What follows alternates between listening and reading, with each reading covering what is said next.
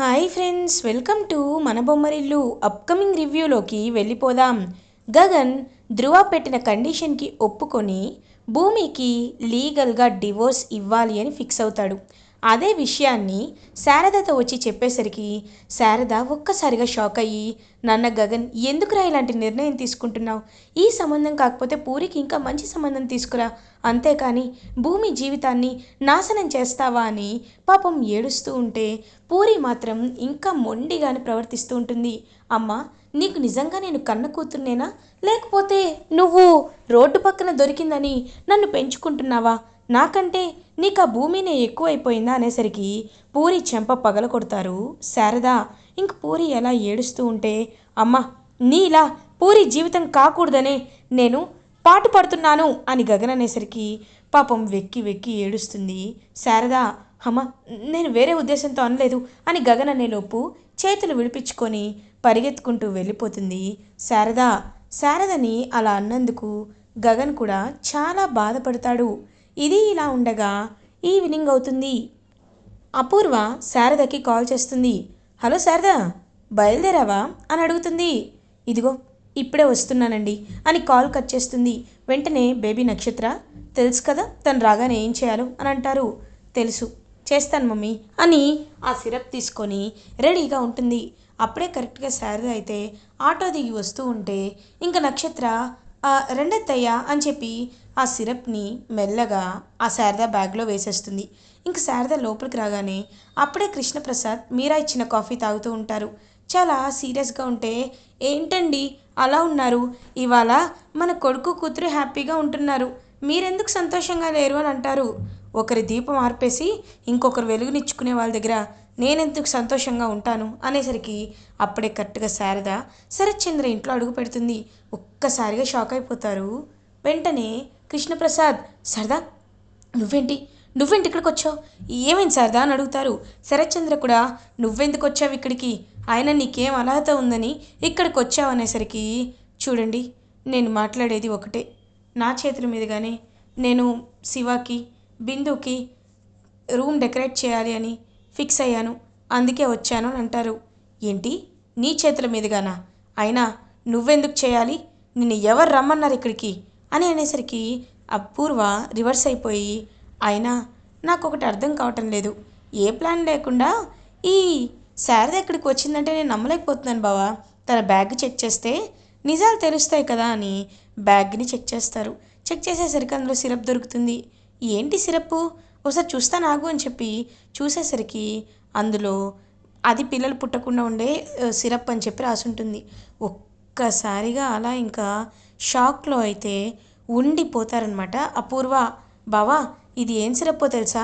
ఈ సిరప్ ఒకసారి తాగితే ఇంక బిందుకి జీవితంలో పిల్లలే ఉండరు, తను కావాలనే పక్కా ప్లాన్తోనే ఇలాంటిది తీసుకొచ్చింది బావా అని అపూర్వ నిందలు నెట్టేస్తుంది శారదపై. శారదని చూస్తూ, నాకు తెలుసు ఇలాంటిది ఏదో ఒకటి జరుగుతుందని నాకు తెలుసు. చూడు శారదా, ఇప్పుడు చెప్తున్నాను, ఇంకొకసారి ఇంట్లో అడుగు పెడితే అనేలోపు, బావా, ఇంత పెద్ద నేరం చేసినందుకు ఇంత చిన్న శిక్షేనా, తనకి పెద్ద శిక్షే వేయాలి బావా అని చైర్లో కట్టేసి ఊరి జనాలందరినీ పిలుచుకొస్తారు.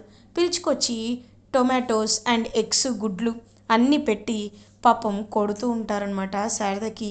శారద వెరీ సాఫ్టీ నేచర్ కాబట్టి తను అవన్నీ పడుతూ ఉంటుంది. ఏమి పాపం అంటే ఎదురు తిరగకుండా అలాగే ఉండిపోయి వెక్కి వెక్కి ఏడుస్తూనే ఉంటుంది. పాపం శారద కరెక్ట్గా అదే టైంకి పెద్ద పెద్ద రాళ్ళు తీస్తుంది అపూర్వ. రాళ్లతో కొట్టి తన్ని గాయపరచాలనుకునే లోపు ఒక్కసారిగా అక్కడున్న ట్రాన్స్ఫార్మర్ పేలడంతో కరెంట్ అనేది పోతుంది. వెంటనే భూమి శారద కట్లు విప్పేసి శారదని పరిగెత్తుకొని తీసుకువెళ్ళిపోతుంది. ఇంకా భూమి శారద అలా పరిగెత్తుకుంటూ వస్తూ ఉంటే గగనేమో హుటాహుటిన కారులో బయలుదేరుతారు. అమ్మ ఎక్కడుందంటే పూరికి కూడా తెలీదు అంటుంది. అమ్మ ఇంటి నుండి బయలుదేరి చాలాసేపు అయింది, అమ్మ ఎక్కడుంది? ఒకవేళ భూమికి నేను డివోర్స్ ఇస్తాననే కోపంతో ఎక్కడికైనా వెళ్ళిపోయిందా అని చాలా కంగారు పడతాడు గగన్. కరెక్ట్గా అప్పుడే గగన్ అటువైపుగా రావడంతో ఒక్కసారిగా కారు ఆగేసరికి ఇంకలా చూస్తూ ఏడుస్తూ ఉంటుంది పాపం శారద. వెంటనే గగన్ శారదని హక్ చేసుకొని, అమ్మ, అమ్మ ఏమైందమ్మా అని అడుగుతారు. ఇంకా అలా గగన్ వైపు చూస్తూ, నాన్న గగన్ అది అని అనేలోపు పాపం భూమి చూస్తూ ఉంటుంది. ఏయ్, ఏం చేసావు, ఏం చేసావు మా అమ్మని అని అడుగుతారు. నాన్న గగన్ తనేం చేయలేదురా, తనను తనను కాపాడిందిరా అని అంటారు. శారద ఇంతకీ ఏం జరిగిందో చెప్పమ్మా అని అంటారు. ఇంకా తను శారద చెప్పడం స్టార్ట్ చేస్తుంది. అపూర్వ శారదని ఇంటికి పిలవడం, ఇంటికి పిలిచిన తర్వాత తన్ని అవమానించడం అండ్ తన్ని ఎగ్స్తో టొమాటోస్తో కొట్టడం ఇవన్నీ చెప్పేస్తుంది శారద. ఒక్కసారిగా గగన్కి చాలా అంటే చాలా కోపం వస్తుంది. ఇంకా వెంటనే గగన్ అయితే బయలుదేరుతాడు కారులో. ఇంటికి పిలిచి ఇంతలా అవమానిస్తారా, చెప్తానని గట్టిగా ఫిక్స్ అయ్యి బయలుదేరి శరత్చంద్ర అని గట్టిగా అరుస్తాడు. శరత్చంద్ర ఒక్కసారిగా ఇంకలా షాక్లో ఉండిపోయి, ఏయ్ ఏంట్రా మా ఇంటికి ఎందుకు వచ్చావు అని అడుగుతారు శరత్చంద్ర. మా అమ్మని అవమానించడానికి నువ్వెవర్రా అని అడుగుతారు గగన్. ఏయ్, మాటలు జాగ్రత్తగా రాని, నా ఇంటికి వచ్చింది పిలవని అతిథిగా వచ్చి, ఇదిగో తనేమో మా మేనకోడల జీవితాన్ని నాశనం చేయడానికి ఏదో సిరప్ని వెంట పెట్టుకొని వచ్చింది, అలాంటి ఆవిడ్ని కొట్టకుండా సన్మానిస్తారా అని అడుగుతారు శరత్చంద్ర. మా అమ్మని పిలవకుండానే ఇంటికొచ్చిందా, మేమేమీ అంత సిగ్గు లేకుండా బ్రతకట్లేదు నీలాంటి దరిద్రుడింటికి పిలవకుండా రావడానికి. నువ్వు కన్న కూతుర్నే కాదనుకున్నవాడివి, చచ్చింది అనుకున్నవాడివి. నీలాంటి నీచుడు దగ్గర ఉండాలన్నా, నీ ఇంటికి రావాలన్నా చాలా అంటే చాలా కంపరంగా ఉంటుంది. అలాంటిది మా అమ్మ పిలవకుండా నీ ఇంటికి వచ్చిందా? హే అపూర్వ, నిజం చెప్పు, మా అమ్మని పిలిచింది నువ్వే కదా అని అంటారు. బావా, వీడు కావాలని అబద్ధం చెప్తాడు బావా, అయినా ఆ శారదని నేనెందుకు పిలుస్తాను బావా అనేసరికి, అవునా సరే నీ ఫోన్ ఇవ్వు అని లాక్కుంటాడు. ఫోన్ లాక్కొని, ఇదిగో ఒకసారి నంబర్ చూడు శరత్చంద్ర, ఎవరికి కాల్ చేశారో చూడు అని చూపిస్తాడు గగన్. ఒక్కసారిగా ఇంకా శరత్చంద్ర షాక్ అయిపోతాడు. అపూర్వ, నువ్వే పిలిచావా అని అడుగుతారు. అంటే బావా నిజం చెప్పావు, నువ్వే పిలిచావా అని అడుగుతారు. అవును బావా అనేలోపు శరత్చంద్ర అపూర్వ చెంప పగల కొడతారు. ఎందుకు అపూర్వ, ఎందుకు లేనిపోని విషయాలన్నీ నెత్తిన వేసుకుంటున్నావు? ఇప్పుడు ఆ శారదని పిలిచి ఏం సాధిద్దాం అనుకున్నావు అనేసరికి, ఏముంది, మా అమ్మని అవమానించాలనుకుంది రాక్షసి, కానీ వెనకాల ఒక కంచె లాంటి గగన్ ఉంటాడు అని తెలీదు. చూడు శరత్చంద్ర, నువ్వు పెద్ద మనిషివో కాదో నాకు తెలీదు, కానీ ఇలాంటి రాక్షసిని పెద్ద మనిషి ముందుకు తీసుకువెళ్తాను రా అని అపూర్వ చేపట్టుకుని గట్టిగా లాక్కెళ్తుంటే, బావా నన్ను కాపాడు బావా అని అంటుంది. హేయ్, ఎవరడ్డొచ్చినా నా చేతికి పని చెప్పాల్సి వస్తుంది. ఇన్ని రోజులు మర్యాద కాపాడుకున్నవాడివి, మర్యాద కాపాడుకో అని గట్టిగా చెప్తాడు శరత్చంద్రకి గగన్. ఇంక శరత్చంద్ర కూడా అలా చూస్తూ ఉంటే పెద్ద మనుషులందరూ ముందుకు తీసుకువెళ్తాడు గగన్.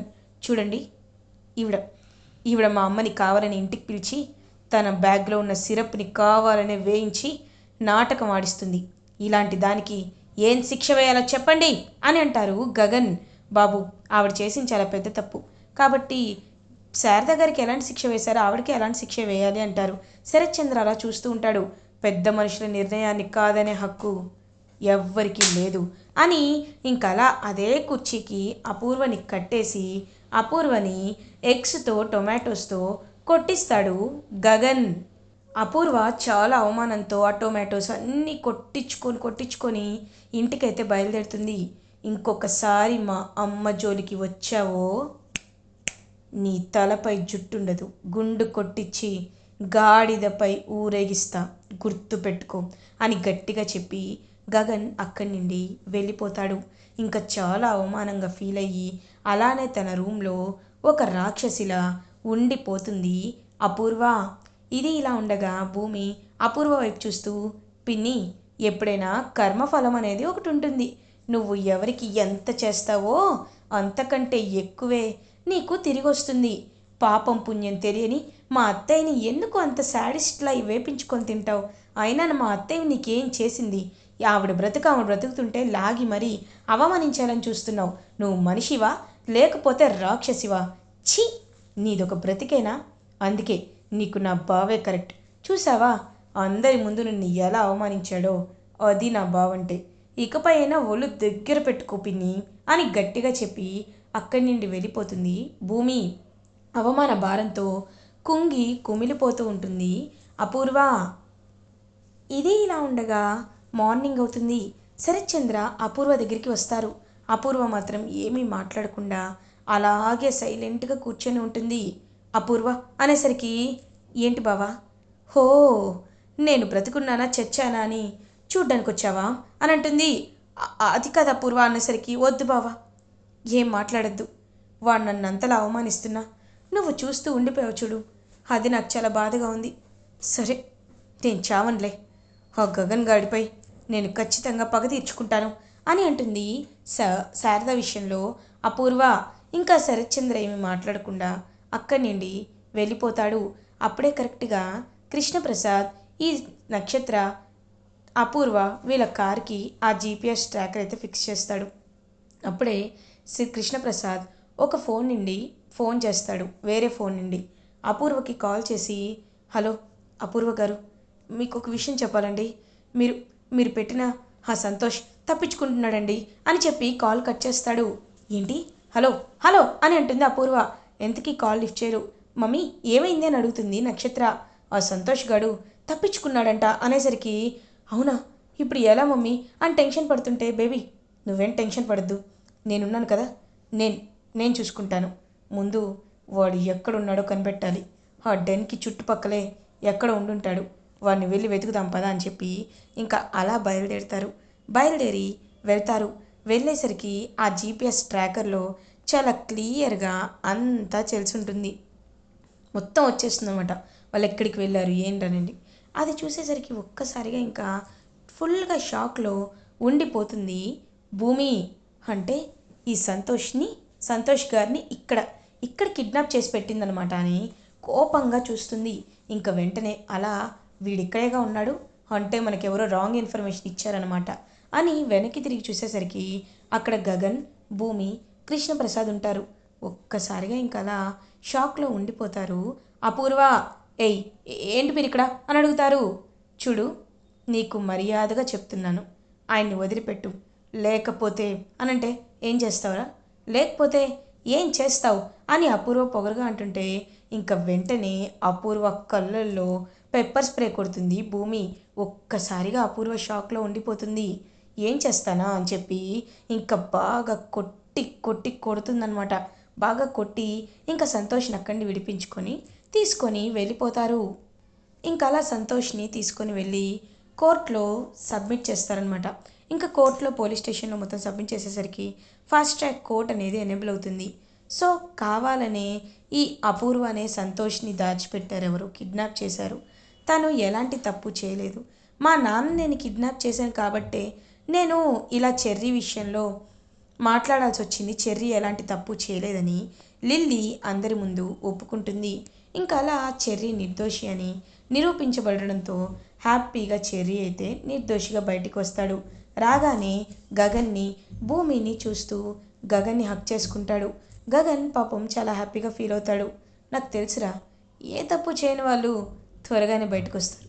సరే, నువ్వేం కంగారు పడద్దులే, రా ఇంటికి వెళ్దాం అని ఇంటికి తీసుకువెళ్తూ ఉంటే అప్పుడే కరెక్ట్గా భూమి ఏమో, భూమి నీతో కొంచెం మాట్లాడాలి అని అంటారు గగన్.